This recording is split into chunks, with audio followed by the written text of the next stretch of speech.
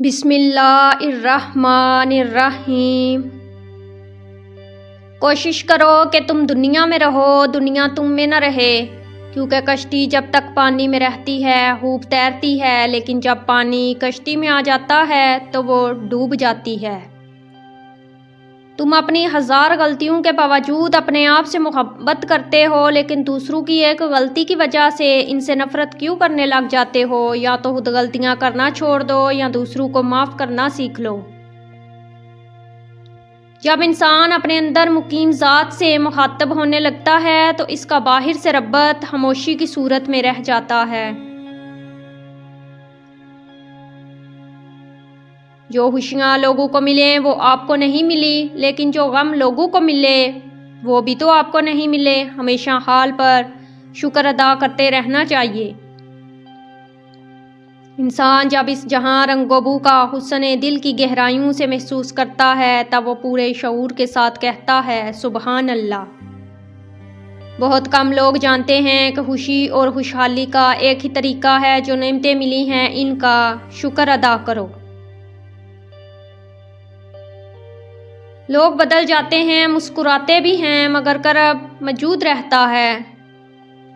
الفاظ ایک بہانہ ہے، یہ اندرونی بندھن ہے جو ایک اندرونی شخص کو دوسرے کی طرف راغب کرتا ہے۔ قیمت دکھاوے کی ضرور ہوتی ہے، مگر مخفی چیزیں انمول ہوتی ہیں۔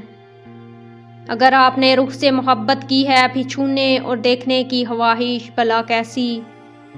ایک ہجوم کے ساتھ غلط سمت کی طرف چلنے سے بہتر ہے کہ آپ اکیلے چلیں۔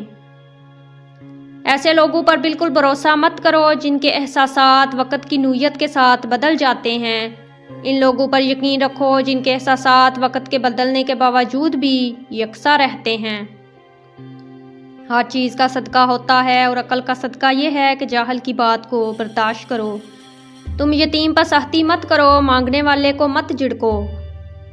یہ ٹھیک ہے کہ تم ایک گلاب نہیں بن سکتے، مگر اس کا یہ مطلب تو نہیں کہ تم ایک کانٹا بن جاؤ۔ یہاں ایک راز کی بات ہے اور میں تمہیں بتائے دیتی ہوں کہ جو شخص کانٹا نہیں بنتا وہ بالآخر گلاب بن جاتا ہے۔ اللہ سے انصاف نہ مانگو، کیونکہ اللہ سے بڑا منصف کوئی نہیں۔ اگر اللہ نے انصاف کیا تو شاید کوئی انسان عذاب سے نہ بچ سکے۔ اللہ سے مانگنا ہے تو رحمت مانگو، کیونکہ اللہ سے بڑا کوئی رحیم نہیں۔ اللہ کی رحمت اللہ کے غضب پر باری ہے۔